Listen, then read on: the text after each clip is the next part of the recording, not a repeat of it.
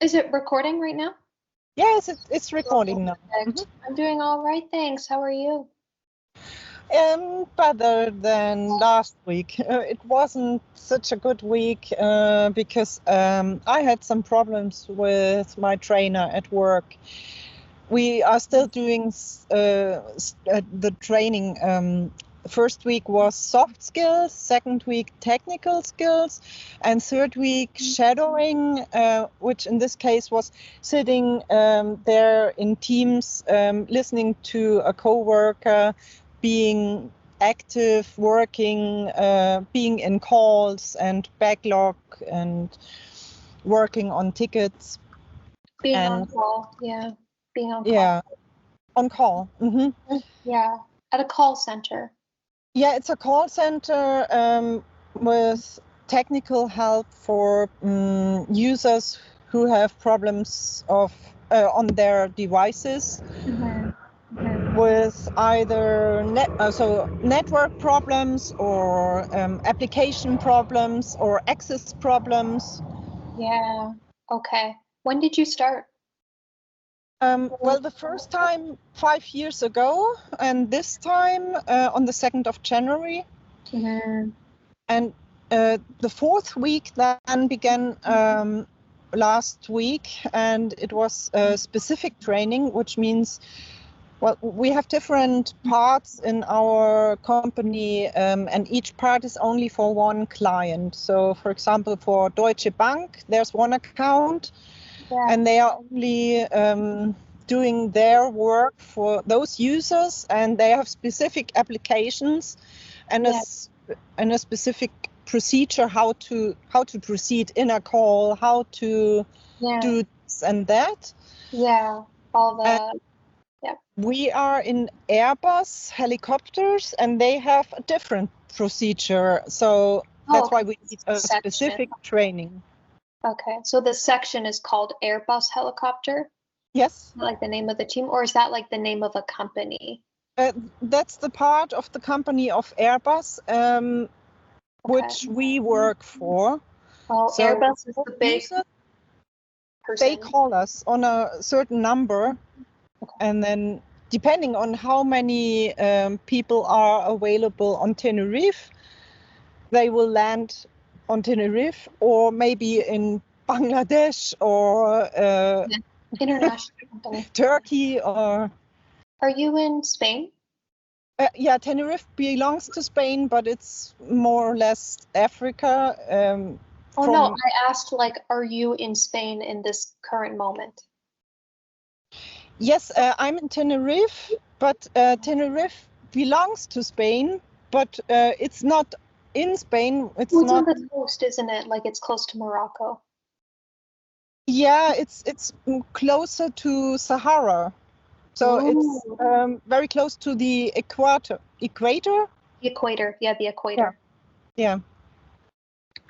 So our climate is more like no seasonal changes. All the time summer and spring and fall on the same trees. Oh, wait, so you're saying that the seasons don't change?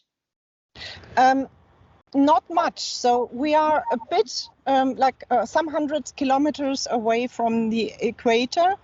Okay. That means we have small changes. So in winter it's 25 degrees, in summer it's 35 degrees. Yeah. Oh, that's still really hot. Yeah. That's why I like to be on Tenerife only in winter, because then it's too hot. But as it's on the ocean and there's a lot of wind, it's not that hot like in Germany. When 35 degrees in Germany, it's hotter than here. It's like, is it because Germany is in Central Europe, so the heat is more like contained because you're not really near any major body of water? Yes, and there's not enough wind in the southern part of Germany. Like there's too much moisture, there's too little moisture. Really, I don't know how it works, but science is weird.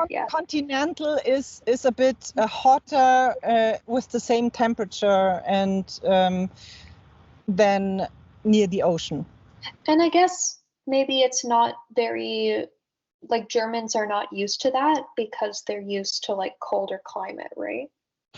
Yeah, it depends. I think some people are born with a natural tendency to hot weather and others are not. Do you think it So depends more on the environment that you're born in, or do you think like it's just from partly, I think it's also like in your genes or something. well, if Maybe. you're a person who's accustomed to cold weather, but you're living in a hot country, then that's not going to be great for you. Yeah, but also sometimes I see, for example, Africans in Germany. Mhm. Some of them can Get accustomed to very easily after some months, and some of them even 10 years after coming to Germany, they still wear jackets in summer when it's 35 degrees. Really? Yeah. They get used to German weather? Some of them get used to it, and some of them never get used to it. Get used to is the same as get accustomed to. Yeah. What did I say here? Yeah, get used to it. Get used to it, yeah. Okay, so even when it's like really hot out, they would still wear a jacket. Yes. It's like Mexicans. When I was in Mexico, it was really hot for me, so here I am wearing shorts at like 25, 30 degrees, but the Mexicans, they're wearing their sweaters like, oh, it's so cold.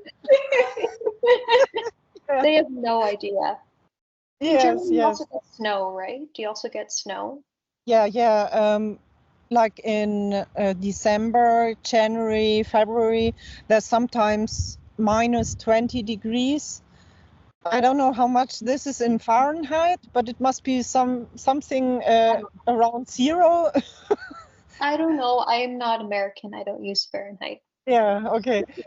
Yeah. But I think it's weird because minus 20 degrees is really extreme for me.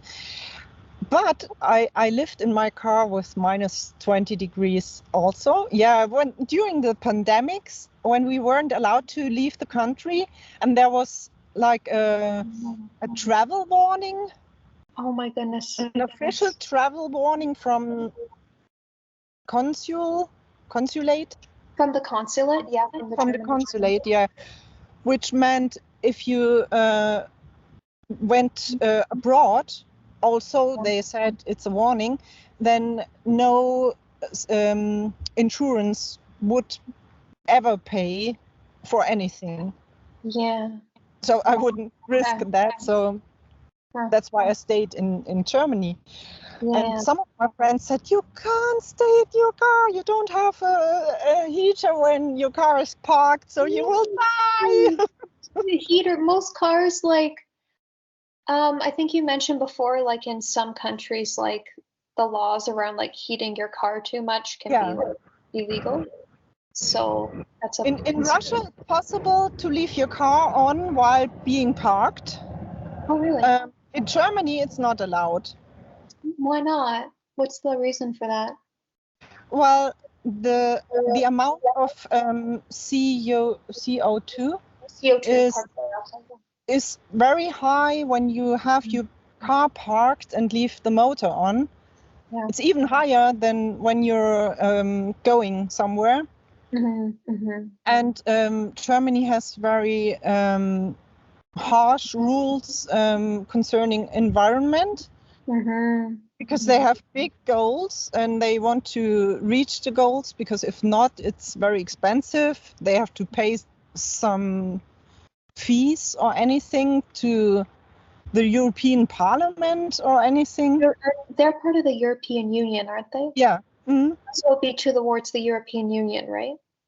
Yeah, and some countries can't afford those fees, but still don't apply to the rules. they don't comply with the rules. Like comply with the rules. Comply, meaning I really don't understand, because some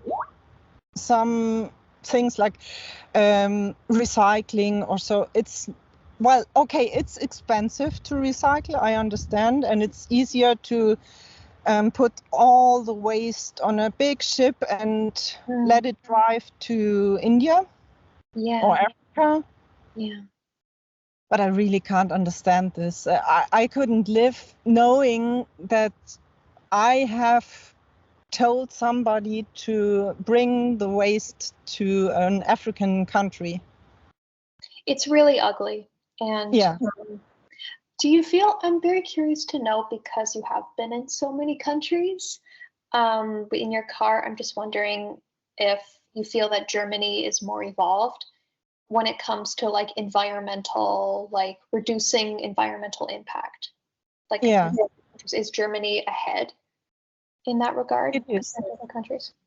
Or is there a country that's better at that than Germany? Well, Germany has more new cars. New cars are tendentially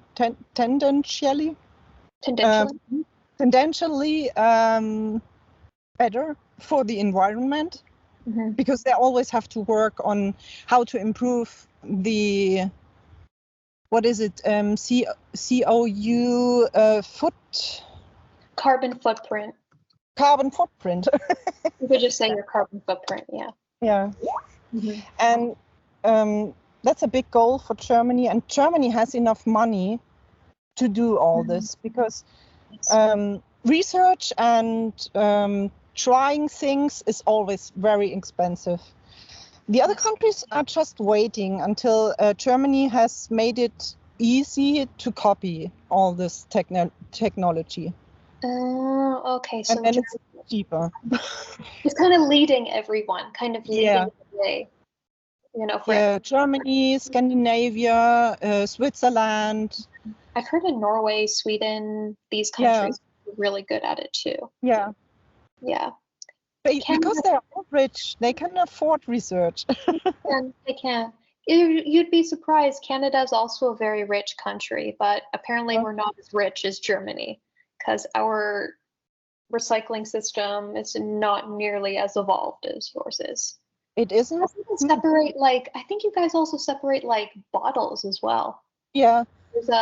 Have this system. So if you have such a bottle, you would have to bring it to the supermarket, and then you get 15 cents. In the supermarkets, right?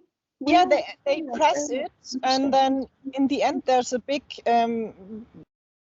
I think it's a cube in the end, a cube of plastic. Yeah. And I'm not sure how much of it they can really recycle, because they make things of it like trash cans and how's this called?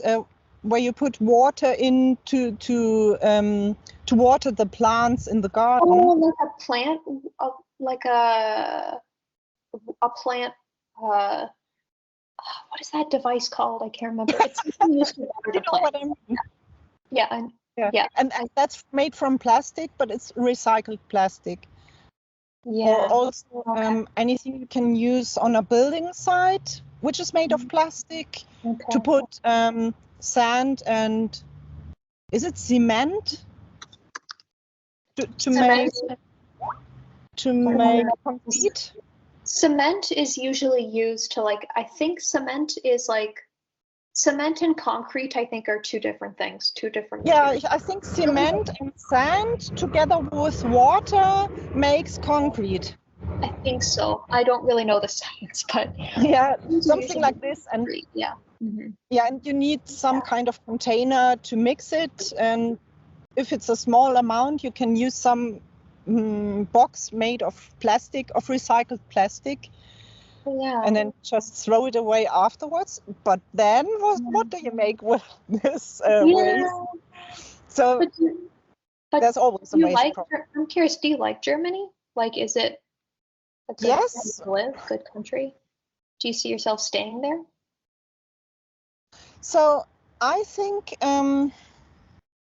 as I know the advantages and disadvantages of Germany, it's very easy for me to decide, okay, I'm ready to accept some disadvantages being on Tenerife or maybe south of Italy or something like that in winter, knowing that like the waste problem, the environmental, the footprint is not so good, carbon footprint is not so good, and some other things like the dogs are very loud and people are very loud. Lot of music until after midnight. I find that's the case with Spanish-speaking countries because it was the same in Mexico. They were so loud.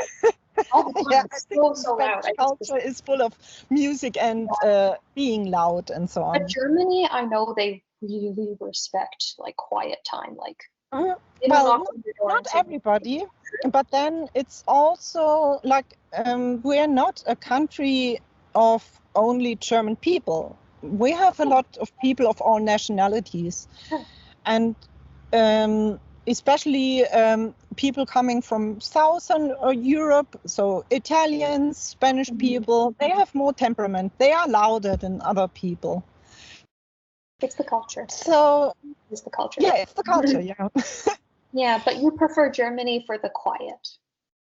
Yes, but then there are also, I don't know why, but I think it's because they are either criminal or young, and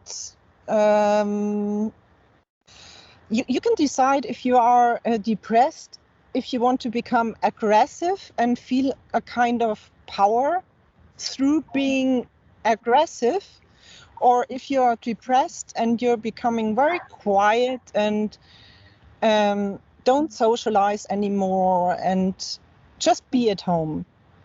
And some people, when they are depressed, they are burned out, they are angry because it's too much, they are overwhelmed, and then they become aggressive and they are loud and they take drugs and they,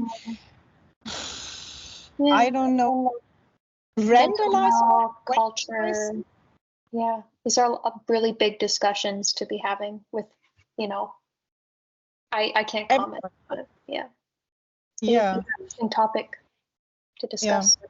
I do appreciate though that we are over the 15-minute time. Yeah, so yeah. We'd like to keep recording. Yeah, I'm very glad we didn't talk about my trainer. I had a feeling that was, honestly, that sounds like kind of a boring subject. But it's a lot more interesting getting to know about Germany. Yeah, you're right. Myself, so. Yeah. Yeah. I appreciate that very much. Yeah. Thank you. So would you like to keep recording? No, let's just have an end here and continue where we left our conversation next time.